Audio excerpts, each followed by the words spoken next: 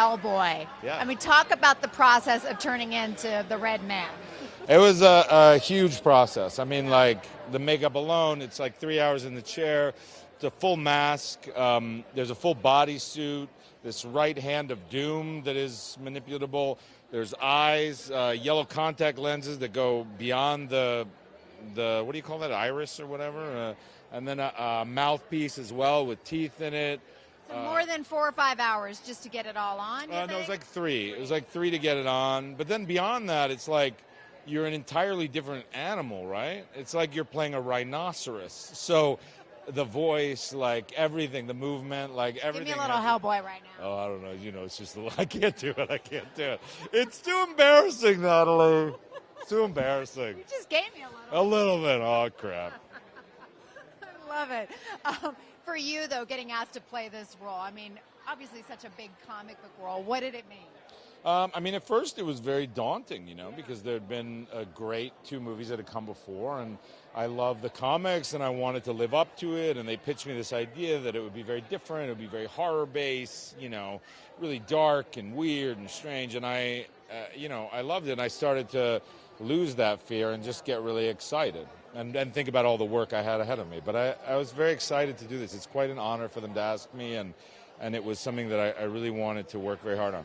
Now you're Mr. Action Star of the Year here at CinemaCon. Apparently, yeah. Did you ever think you'd hear Action Star with your name? Never in a million years. Never in a million. Especially not at 43. Yeah. And with the current daily workout regime that I don't have. Yeah, I did not think that would happen. I always thought I'd be a villain. Like, I always thought I'd be a villain for my whole career. And, you know, like the great villains, I love, like, Alan Rickman, you know, Chris Walken. I always thought I'd be on that side of the equation, but clearly I'm on the Arnold Schwarzenegger side now.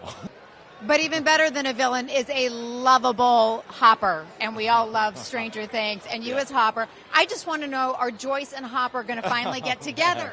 Oh, man. That would be nice, wouldn't it? It?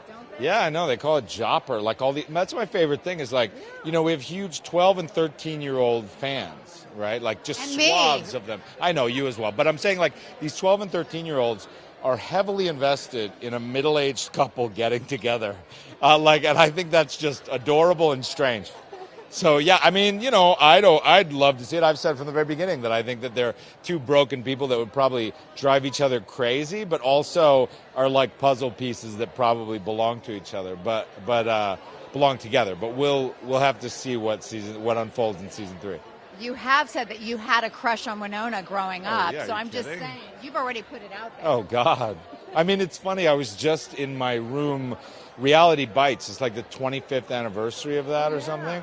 And so me and my makeup artist were looking at we're listening to the soundtrack.